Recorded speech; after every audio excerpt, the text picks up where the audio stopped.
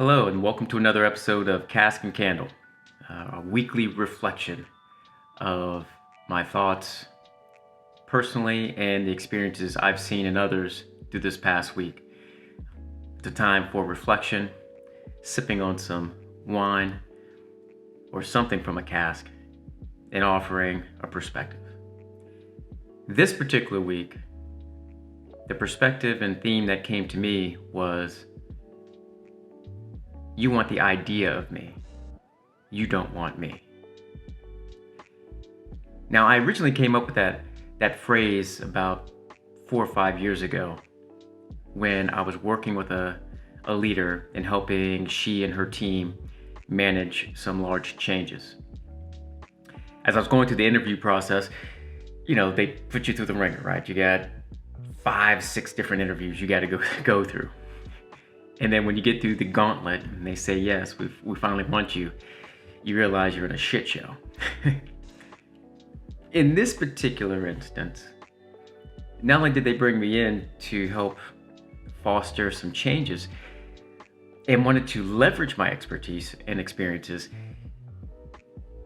conversely, this leader wanted to also take charge, wanted to tell me how I was going to do the job, tell me and be very prescriptive of what I would be doing and when I would be doing it.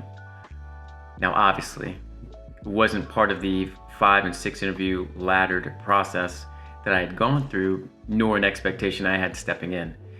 But it was one I had to adjust because I was actually asking that leader to do something different. I was asking her team to do something different so they can be successful. It was in that moment, during that experience, I realized you don't want me. You want the idea of me.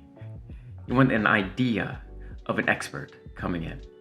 You want the idea of someone with a PhD and has multiple experiences to come in and help your team. Yes. But the problem was, she didn't want to put in the work. She didn't want to put in her own changes. And that caused resistance and challenges. And I quickly realized, okay, I need to adjust and now see what is her idea of me. I was reminded of that instance of my experience of some 4 or 5 years ago this week when I was actually talking to a young woman, and she was going about her day, and we just struck up a conversation, and I've known this person for a while.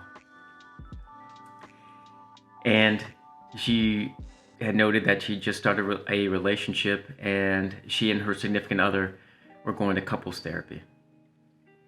Now, as part of couples therapy, it's an opportunity to be in a safe space and create open conversation around what people are thinking and feeling. So I asked her, well, how's that going? She goes, well, it's not what I expected. I said, well, how so? She then goes on to describe that her significant other, per her request, was trying to open up more and be more emotional and use more emotional words in describing how he was feeling and in an effort to be more communicative with her. I said, well, how's that going? She goes, it's horrible. It's like, I think we're worse for having gone to therapy than had we not gone at all. I was like, well, why? He's like, well, he's telling me exactly what he's thinking. I'm like, well, isn't that what you asked for? It's like, yes, it is what I asked for and what I was hoping to get out of this experience. But I didn't expect what I'm getting. And I said, well, it sounds to me like you got what you wanted, but didn't want what you got. You were just looking for the idea of going to therapy and the idea of better communication. That idea is still there, which there's nothing wrong with it.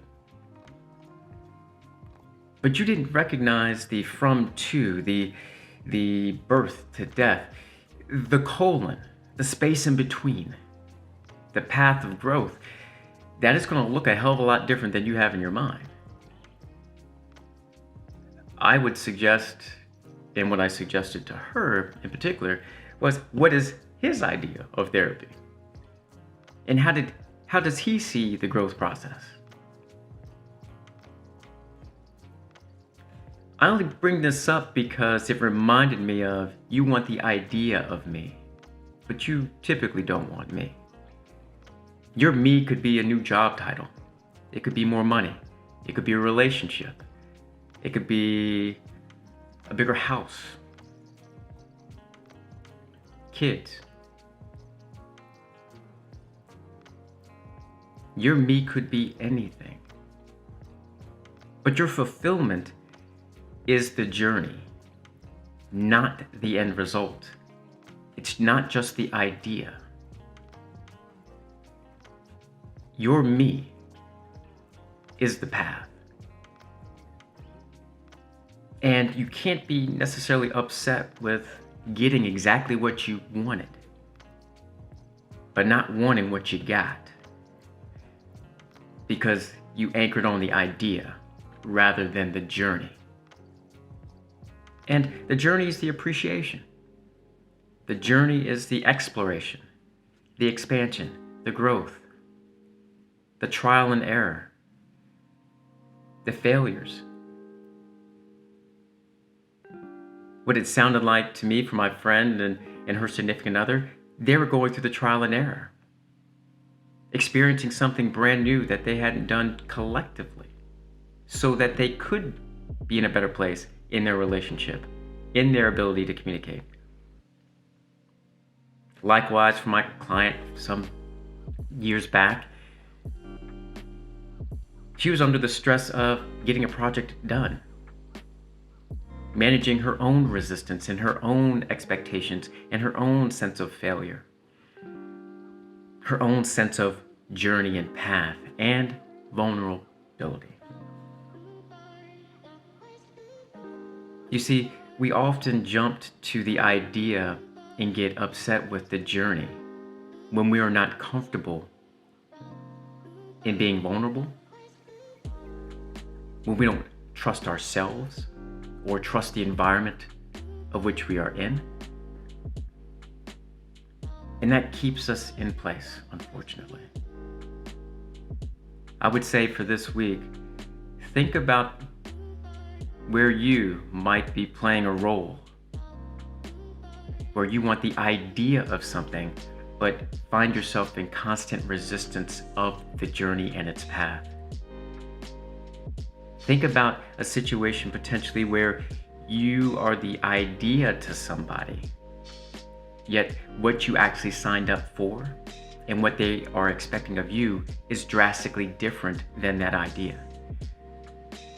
Because then, when we understand that gap, when we understand the role and expectations of ourselves and what others have of us, we then can create the clarity to move forward. So, that is my reflection for this week. You get what you want, but you don't want what you got.